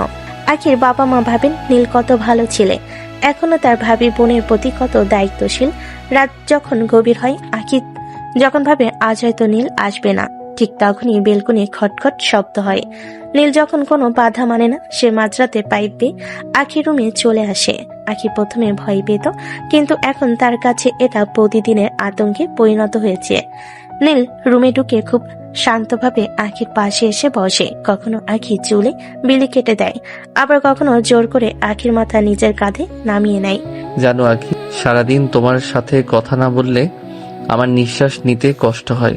মনে হয় এই বুঝি আমার দম আটকে যাবে। লোকে একে পাগলামি বলতে পারে, কিন্তু আমি জানি তুমি ছাড়া আমার এই পৃথিবীতে আর কোনো গতি নেই। তুমি কেন আমাকে এত অবহেলা করো? আমি কি দেখতে খুব খারাপ, নাকি আমার ভালোবাসায় কোনো কমতি আছে? নীল, তুমি কেন বুঝছো না? এই সম্পর্কটা শুরুই হয়েছে একটা অপরাধ দিয়ে। তুমি আমাকে ধোঁকা দিয়েছো। তুমি রীতা আপুর কথা ভেবে একবারও আমার কাছে ক্ষমা চাওনি। তোমার এই ভালোবাসা আমার কাছে বিষের মতো লাগে। তুমি যখন এইভাবে মাঝরাতে আমার রুমে আসো, আমার মনে হয় আমি কোনো জেলখানায় বন্দী হয়ে আছি। জেলখানা যদি হয় তবে সেই জেলের মালিক আমি আখি। আর বন্দি যখন হয়েছ তখন মুক্তি পাওয়ার আশা ছেড়ে দাও। আমি তোমাকে আগলে রাখতে চাই। তোমার সব জেদ, সব রাগ আমি সয়ে নেব, কিন্তু তোমাকে অন্য কারো হতে দেব না। তুমি আমার নেশা হয়ে গেছো আখি। এই যে এখন তোমার গায়ের ঘ্রাণ নিচ্ছি, এটাই আমার বেঁচে থাকার রসদ। নীল আখিকে খুব শক্ত করে জড়িয়ে ধরে তার গলার কাছে মুখ নামিয়ে আনে। আখি পাথরের মতো স্থির হয়ে থাকে। সে জানে বাধা দিলে নীল আরো বেশি হিংস্র হয়ে উঠবে। নীল মাঝে মধ্যে ছোটখাটো গয়না বা দামি পারফিউম নিয়ে আসে।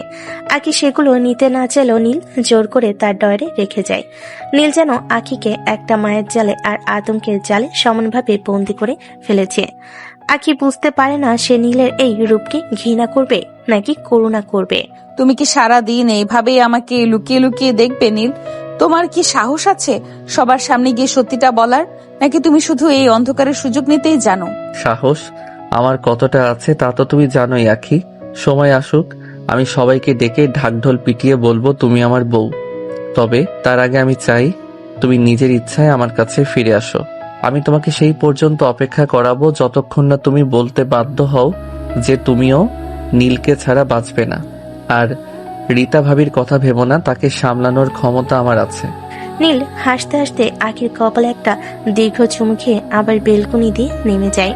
আখি অন্ধকারের দিকে তাকিয়ে থাকে। তার মনে হয় নীলের এই অবসেশন দিন দিন এক ভয়ঙ্কর রূপ নিচ্ছে। নীল তাকে এক মুহূর্তের জন্য নিজের চিন্তা থেকে বের হতে দিচ্ছে না। আখি বুঝতে পারছে তার নিজের ব্যক্তিত্ব যেন নীলের এই প্রবল ইচ্ছে শক্তির কাছে ধুলোয় মিশে যাচ্ছে।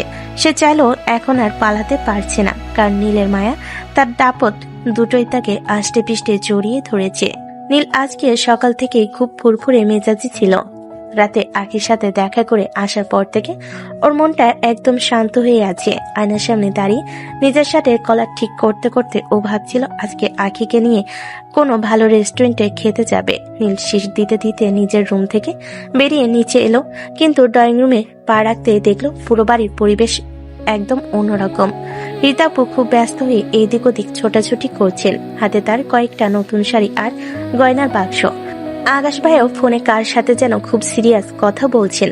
বাড়ির কাজের লোকগুলো ঘরদর একদম তকতক করে পরিষ্কার করছে। নীল একটু অবাক হয়ে দাঁড়িয়ে রইল। রীতা ভাবি, ঘটনা কি? আপনারা সবাই এত সাজুগুজু করছেন কেন? আর ঘরবাড়ি তো মনে হচ্ছে ঈদের মতো পরিষ্কার করছেন। কোথাও দাওয়াত আছে নাকি? আরে নীল, তুই এখনো দাঁড়িয়ে আছিস? তোকে তো বলতে ভুলেই গেছি খুশির খবরটা। আজকে আমাদের সবার জন্য একটা খুব বড় দিন। আকিকে দেখতে আসছে আজকে। পাত্রপক্ষ একদম হুট করে সময় দিয়েছে, তাই আমরা খুব তড়িঘড়ি করে সব গোছগাছ করছি। কি বললেন ভাবি? আকিকে দেখতে আসছে মানে কি? হ্যাঁ রে নীল, আমার বাবার এক খুব ঘনিষ্ঠ বন্ধুর ছেলে, নাম আবির। ছেলেটা অনেকদিন বিদেশে ছিল, গত মাসে পাকাপাকি ভাবে দেশে ফিরে এসেছে। এখন ওর বাবার বিশাল বিজনেসের হাল ধরেছে। যেমন সুন্দর দেখতে তেমনই বংশমর্যাদা। আমার তো অনেকদিন ধরেই এমন একটা পাত্র খুঁজছিলাম। আজকে ওরা আকিকে আংটি পরাতে পারে, আর সবকিছু একদম ঠিকঠাক থাকলে আজকেই কাবিন করে রেখে যাওয়ার কথা আছে। আকাশও খুব খুশি। রীতাপুর কথাগুলো নীলের কানে বিষের মতো লাগছে। তার মনে হলো কেউ যেন হুট করে তার পায়ের তলা থেকে মাটি সরিয়ে নিয়েছে। মাথার ভেতর একটা তীব্র ঝনঝনের শব্দ হতে শুরু করলো। নীল শক্ত হয়ে দাঁড়িয়ে রইল। তার চোখের সামনে সবকিছু আবছা হয়ে আসছে। ও নিজের সই করা কাবিননামা পকেটে থাকা সত্ত্বেও ও নিজের বাড়ির মানুষ ওর আকিকে অন্য কারোর হাতে তুলে দেওয়ার প্রয়োজন বোধ করছে। এটা ও ভাবতেও পারছে না। ভাবি, আপনারা কি পাগল হয়ে গেছেন? এভাবে না জেনে না বুঝে হুট করে বিয়ে ঠিক করে ফেললেন। আকিকে একবার জিজ্ঞেস করেছেন ও রাজি কিনা? আরে নীল, পাগল হব কেন? আখি তো খুব লক্ষ্মী মেয়ে, ও মা বাবার কথার বাইরে এক কদমও যায় না। আর আবিরের মতো ছেলে আমাদের ভাগ্য থাকলেই জোটে। তুই ওসব ছাড়, তাড়াতাড়ি রেডি হয়ে নে, আমরা সবাই একসাথে আখিদের বাড়ি রওনা দেবো। তুই আবার আমাদের সাথে না গেলে কি হয়? নীল আর একটা শব্দ মুখ থেকে বের করতে পারলো না। ওর শরীর কাঁপছে। ও বুঝলো এখন এখানে দাঁড়িয়ে কথা কাটাকাটি করলে আসল রহস্য ফাঁস হয়ে যাবে, কিন্তু ও এ বিয়ে কোনোভাবেই হতে দিতে পারে না। নীল কাউকে কোনো কথা না বলে হন্তদন্ত হয়ে ড্রয়িং রুম থেকে বেরিয়ে গেল। রিতার আকাশ অবাক হয়ে ওর যাওয়ার পানে তাকিয়ে রইলেন। আকাশ পেছন থেকে ডাকলো, নীল শুনল না। ও নিজের গাড়িতে উঠে স্টার্ট দিয়ে পাগলের মতো ড্রাইভ করতে শুরু করলো। ওর মাথায় এখন শুধু একটাই চিন্তা, আঁকি ওর, শুধুই ওর। ওদিকে আঁকিদের বাড়িতেও সাজ সাজ রব। আঁকির মা আঁকিকে একটা হালকা গোলাপি রঙের শাড়ি পরিয়ে দিচ্ছেন। আঁকির মুখটা মরা মানুষের মতো ফ্যাকাশে হয়ে আছে। ও জানে নীল যখন এটা জানবে তখন একটা তুফান উঠবে, কিন্তু আঁকি নিজেও দোটানায় পড়ে গেছে। সে মুখে যতই বলুক সে নীলকে ঘৃণা করে, কিন্তু গত কয়েকদিনের নীলের সেই পাগলামি, নীলের সেই যত্ন আর গভীর রাতের সেই মায়াবী মুহূর্তগুলো তাকে অন্যরকম একটা অনুভূতির দিকে নিয়ে গেছে। ঘৃণাটা এখন আর আগের মতো আর স্পষ্ট নয়। তার চেয়েও বড় কথা, একটা বিশেষ কারণে সে চাইলেও এখন নীলকে ছেড়ে যেতে পারবে না। একটা বড় সত্য তার শরীরের ভেতর জমা হয়েছে, যা সে এখনো কাউকে বলেনি। নীল, তুমি কোথায়? তুমি কি জানো বাবা আজ আমার বিয়ে দিয়ে দিচ্ছে? আমি কি করব এখন? আমি কি সবাইকে আমাদের বিয়ের কথা বলে দেব? কিন্তু বললে তো আপুর সংসার ভেঙে যাবে। খোদা, আমি এখন কোন দিকে যাব? ঠিক সেই মুহূর্তে বাড়ির নিচে বিকট একটা গাড়ির ব্রেক করার শব্দ শোনা গেল। কয়েক সেকেন্ড পরই নিচ থেকে নীলের আগে কণ্ঠস্বর ভেসে এলো। নীল চিৎকার করে আখির নাম ধরে ডাকছে। আখি চমকে জানালার পাশে গিয়ে দাঁড়ালো। দেখলো নীল পাগলের মতো গেট দিয়ে ভেতরে ঢোকার চেষ্টা করছে। আখির বাবা নীলকে আটকানোর চেষ্টা করছেন, কিন্তু নীল কাউকে মানছে না। আখি, আখি কোথায় তুমি? নিচে নেমে এসো, আমি বলছি। খালু, আপনি সরে দাঁড়ান। আপনারা আমার আখিকে অন্য কারো হাতে তুলে দেওয়ার নাটক করছেন। কার এত সাহস যে আমার বউকে আংটি পরাবে? নীল, তুমি এসব কি পাগলামি করছো? ছি ছি, তোকে শুনলে কি বলবে? তুমি আমাদের বাড়ির ছেলের মতো। আজ আখিকে দেখতে পাত্রপক্ষ আসবে, তুমি কেন এভাবে চিৎকার করছো? পাত্রপক্ষ আসুক আর জম আসুক, আমার তাতে কিছু যায় আসে না। আমি আপনাদের পরিষ্কার বলে দিচ্ছি, আখি আমার।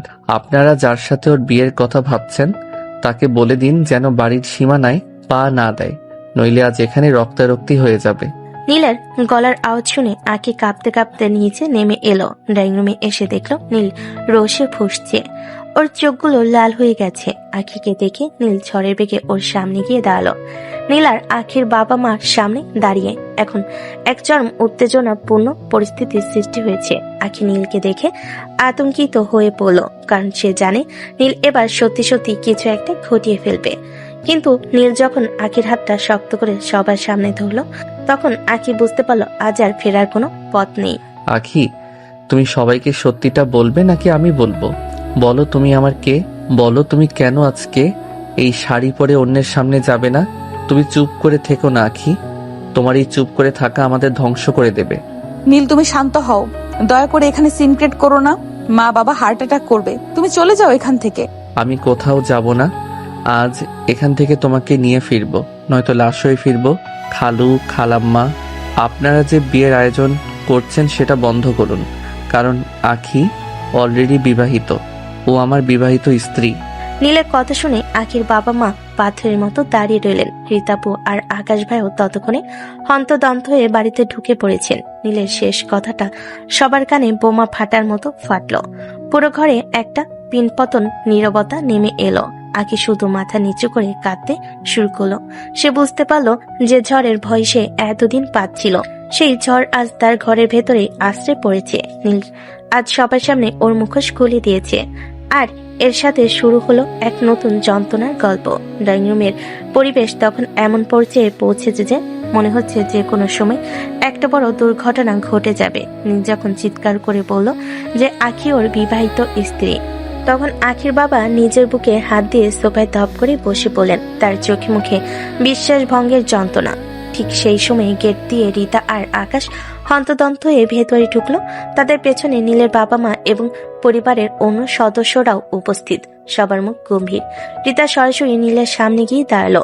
নীল তখনও আখির হাত শক্ত করে ধরে আছে, যেন কেউ কেড়ে নিতে না পারে। রীতা ভাবি, আপনি আমাকে মারুন কিংবা বাড়ি থেকে বের করে দিন, কিন্তু আখিকে অন্য কারো হতে দেব না। আমরা বিয়ে করেছি, এটা সত্যি। আমি ওকে ভালোবাসি। নীল ভাবছিল রীতা হয়তো এবার ওকে চড় মারবে কিংবা চিৎকার করবে, কিন্তু সবাইকে অবাক করে দিয়ে রীতা খুব শান্তভাবে নীলের কাঁধে হাত রাখলো। নীল অবাক হয়ে রীতার দিকে তাকালো। ওদিকে আকাশ এগিয়ে এসে নীলের মাথায় বেশ জোরে একটা গাঁটটা মারলো। নীল ব্যথায় চিৎকার করে উঠলো। অবাক হওয়ার ঘোর কাটছিল না ওর। কিরে গাধা, তুই কি মনে করেছিস তুই অনেক বড় বুদ্ধিমান আর আমরা সবাই ঘাস কাটি? তুই ভেবেছিস আমাদের চোখে ধুলো দিয়ে এত বড় কাজ করে ফেলবি আর আমরা কিছুই টের পাবো না? ভাইয়া, আপনি কি বলছেন? আমি তো মানে তোদের ওই বাগান বাড়ির কেয়ারটেকার কাকা আমাকে সেই দিনই সব ফোন করে বলেছিল। সে বলেছিল তোদের কোনো অ্যাক্সিডেন্ট হয়নি, তোরা দুজন মিলে বাসরঘর সাজিয়ে সেখানে রাত কাটিয়েছিস। ওই দিনই আমার মাথায় আকাশ ভেঙে পড়েছিল নীল।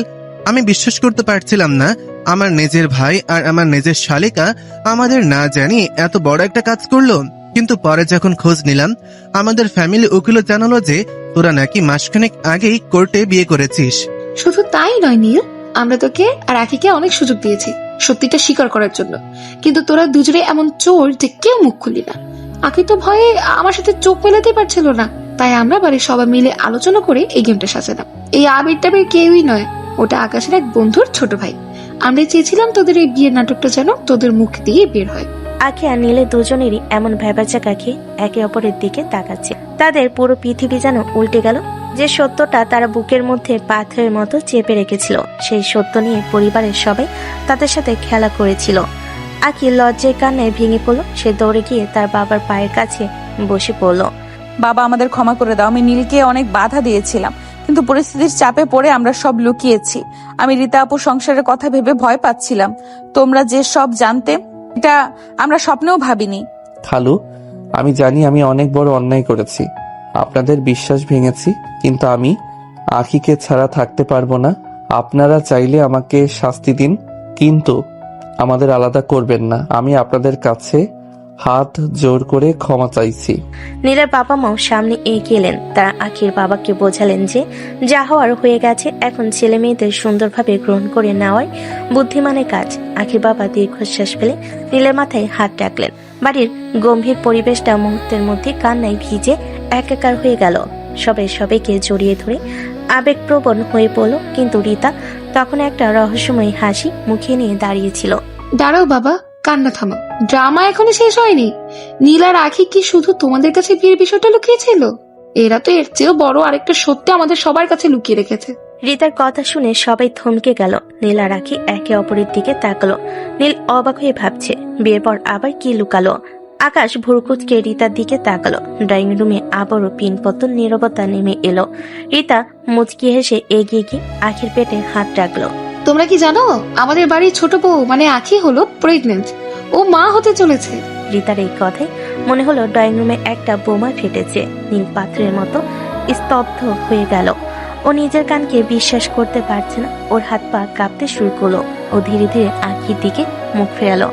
ওর চোখে রাজ্যের বিস্ময় আর প্রশ্ন। আখি তখন লজ্জায় আর ভয় মাথা নিচু করে ফুপিয়ে কাঁদছে। নীল চোখের ইশারায় আখিকে জিজ্ঞেস করলো, ঘটনা সত্য নাকি? আখি চোখের পানি মুছতে মুছতে ধীরে গতিতে মাথা ঝাঁকিয়ে সম্মতি জানালো। আখি, তুমি সত্যি বলছো? আমাদের সন্তান আসছে? নীল আর এক মুহূর্ত দেরি করলো না। সে সবার সামনে নিজেই বাবা মা শ্বশুর শাশুড়ি সামনে হামাও করে কেঁদে উঠল। সে পাগলের মতো আখিকে জড়িয়ে ধরে তার গলার ভাঁজে মুখ গুজে বাচ্চাদের মতো কাঁদতে লাগলো। নীলের এই রূপ দেখে সবাই একদম থমকে গেল। যে নীল একগুই জেদি আর সবসময় দাপট নিয়ে চলে, সেই ছেলেটা আজ নিজের অনাগত সন্তানের কথা শুনে এভাবে ভেঙে পড়বে কেউ কল্পনাও করতে পারেনি। সরি আখি, আমাকে মাফ করে দাও। আমি তোমাকে কত কষ্ট দিয়েছি, কত ভয় দেখিয়েছি। আমি আসলে জানতামই না যে আমি বাবা হতে চলেছি। আমি কথা দিচ্ছি, আমি আর কোনোদিন তোমার চোখে পানি আসতে দেব না। তুমি আমাকে এত বড় একটা খুশি দিলে আখি। নীল, শান্ত হও, সবাই দেখছে তো। তুমি এভাবে কাঁদলে আমারও কান্না পাচ্ছে। আমি চেয়েছিলাম তোমাকে সারপ্রাইজ দেবো, কিন্তু রীতা আপু কিভাবে জানলো আমি জানি না। ওই যে বললাম না, তোদের সব খবর আমার কাছে আগে পৌঁছয়। ডক্টর যখন তোকে ফোন করেছিল তখন আমি তোর পাশেই ছিলাম, শুধু তুই খেয়াল করিসনি। ড্রয়িং রুমের দৃশ্যটা এখন পুরোপুরি পাল্টে গেছে। একটু আগে যেখানে ঘৃণা আর অভিযোগ ছিল, সেখানে এখন শুধু আনন্দ আর খুশির জোয়ার। নীলের কান্না দেখে রিতার আকাশে চোখও পানি চলে এলো। সবাই একসাথে নীল আর আকিকে ঘিরে দাঁড়ালো। বাড়ির মুরব্বীরা দোয়া করতে শুরু করলেন। নীল তখনও আখির হাত চায়নি। সে যেন নিজের জীবনের সবচেয়ে বড় সম্পদ খুঁজে পেয়েছে। নীল আজ বুঝতে পারল, জোর করে কাউকে পাওয়া যায় ঠিকই, কিন্তু ভালোবাসা আর সম্মান দিয়ে আপন করে নেওয়ার আনন্দটা পৃথিবীর সবকিছুর চেয়ে আলাদা। সেই উত্তাল দিনগুলো পার হয়ে আজ কয়েকটা মাস কেটে গেছে। বাড়ির পরিবেশ এখন একদম শান্ত আর খুশিতে ভরপুর। নীলা সেই একগুঁয়েমি আর পাগলামি এখন মায়া আর যত্নে পরিণত হয়েছে। আখির মা হওয়ার সময় যত এগিয়ে আসছে, নীল যেন তত বেশি অস্থির হয়ে পড়ছে। সে এখন আর সেই ভয়ঙ্কর নীল নেই যে আখিকে ব্ল্যাকমেইল করত। এখন সে একজন আদর্শ স্বামী, যে তার বইয়ের ছোটখাটো সব আবদার পূরণ করার জন্য জান দিয়ে দেয়। আখি, তুমি আবার এই ভারী পানির জগটা তুলতে গেলে কেন? আমি না তোমাকে বলেছি কোনো ভারী কাজ করবে না? রীতা ভাবি, দেখো তোমার বোন আবার জেদ করছে। আরে রিয়া, তুই তো দেখে আখিকে একটু হাততেও দিবি না। অত টেনশন করিস না তো, ও এখন সুস্থ হয়েছে। আর তুই যে সারাক্ষণ ওর পেছন পেছন ঘুরঘুর করিস, তাতে ও আরো বেশি অস্বস্তি বোধ করে। আপু ঠিক বলেছ। নীল তো আমাকে এখন নিজের পায়ে দাঁড়াতেও দেয় না। মনে হয় আমি কাচের পুতুল, একটু নড়লেই ভেঙে যাব। নীল তুমি প্লিজ অফিসে যাও, আমি একদম ঠিক আছি। অফিস যাবে? আমার মাথা, তোমাকে এই অবস্থায় রেখে আমি কোথাও যাচ্ছি না। আকাশ ভাইয়া একাই অফিস সামলাক, আজ আমি তোমার জন্য নিজ হাতে পায়েস রান্না করব। তুমি শুধু চুপচাপ সোফায় বসে থাকবে, বুঝেছো? নীল রান্নাঘরের দিকে দৌড়ে গেল। রিতার আখি একে অপরের দিকে তাকিয়ে হেসে ফেলল। রিতা এসে আখির পাশে বসলো এবং পরম মমতায় তার মাথায় হাত বুলিয়ে দিল। তাদের এই বোনের সম্পর্কটা এখন আরো গভীর হয়েছে, যা হিসাবে নয়, বরং দুই বোন একই বাড়িতে থেকে একে অপরের শক্তি হয়ে দাঁড়িয়েছে। রিতা এখন বুঝতে পারে নীল আসলে আখিকে পাগলের মতো ভালোবাসে বলেই অমন সব উল্টাপাল্টা কাজ করেছিল। জানিস আখি, শুরুতে আমি যখন তোদের বিয়ের কথা শুনেছিলাম, আমার মনে হয়েছিল পৃথিবীটা বুঝি শেষ হয়ে গেল। তোকে যা হিসেবে মেনে নেওয়াটা আমার কাছে অনেক বড় চ্যালেঞ্জ ছিল। কিন্তু এখন নীলের পরিবর্তন আর তোর মুখের এই হাসি দেখে আমার সব কষ্ট দূর হয়ে গেছে। নীল তোকে সত্যি খুব সুখে রেখেছে। আপু সত্যি বলতে কি, শুরুতে আমিও খুব ভয় পেয়েছিলাম। ভেবেছিলাম নীল হয়তো আমাকে পাওয়ার জন্য এসব করছে, কিন্তু ওর এই কয়েক মাসের যত্ন আমাকে বুঝিয়ে দিয়েছে ওর ভালোবাসাটা মিথ্যে ছিল না। ও হয়তো একটু অগোছালো, একটু জেদি, কিন্তু ওর মনটা খুব পরিষ্কার। আমাদের অনাগত সন্তান আসার খবর পাওয়ার পর ও যেন পুরোপুরি বদলে গেছে। সন্ধ্যাবেলা আকাশ অফিস থেকে ফিরে পুরো পরিবার একসাথে খাওয়ার টেবিলে বসলো। আকাশ আর নীলের বাবা মাও এখন খুব খুশি। তারাও ভাবতে পারেনি যে তাদের বাড়ির দুই ছেলে দুই বোনকে বিয়ে করে ঘরটা এমন স্বর্গ বানিয়ে ফেলবে। খাবারের মাঝখানে নীল হঠাৎ পকেট থেকে একটা ছোট্ট গিফট বক্স বের করে আখির সামনে রাখলো। কিরে নীল, আবার নতুন কোনো সারপ্রাইজ নাকি? তুই তো দেখছি আমাদের পকেট খালি করে ছাড়বি। ভাইয়া, এটা সারপ্রাইজ না, এটা একটা কৃতজ্ঞতা। আখি আমার জীবনটা বদলে দিয়েছে। ও আমাকে মানুষ হিসেবে গড়তে সাহায্য করেছে। এই ঘড়িটা ওর জন্য ছোট একটা উপহার। নীল, কেন আবার এসব আনলে? তুমি পাশে আছো, এটাই তো বড় উপহার। না আখি, তুমি আমার সিনিয়র বউ হতে পারো, কিন্তু আমার হৃদয়ের রানী তুমি। এই পরিবারটা তোমার আর রীতা ভাবির জন্যই আজ 100টাই বাধা। আমি চাই আমাদের সন্তান যখন পৃথিবীতে আসবে, ও যেন দেখে ওর বাবা মা কতটা সুখে আছে। আখি ঘড়িটা হাতে নিয়ে নীলের দিকে তাকালো। নীলের চোখে এখন আর সেই হিংস্রতা নেই, আছে শুধু একরাশ নির্ভরতা। বাড়ির সবাই মিলে একসাথে হাসাহাসি করছে। আখির মনে হলো জীবনের শুরুতে যে ঝড়টা এসেছিল, সেই ঝড়টাই আসলে তার জীবনের সব ধুলোবালি পরিষ্কার করে দিয়ে গেছে। ভালোবাসা সবসময় সহজ পথে আসে না, মাঝে মাঝে আঁকাবাঁকা আর কঠিন পথ পেরিয়ে আসলেই সন্ধান পাওয়া যায়। ধন্যবাদ নীল, আমাকে এত সুন্দর একটা জীবন দেওয়ার জন্য। তুমি হয়তো একটু দেরিতে হলেও আমাকে ঠিকই ভালোবাসতে শিখিয়েছো। বাইরে তখন ঝিরিঝিরি বৃষ্টি হচ্ছে। বাড়ির ভেতরে আলো আর ভালোবাসার উত্তাপে সবাই এক চমৎকার মুহূর্ত পার করছে। এভাবেই ঘৃণা আর অবসেশন পেরিয়ে শুরু হলো নীল আর আখির এক নতুন জীবনের গল্প, যে গল্পে আর কোনো লুকোচুরি নেই, আছে শুধু বিশ্বাস আর অন্তহীন ভালোবাসা।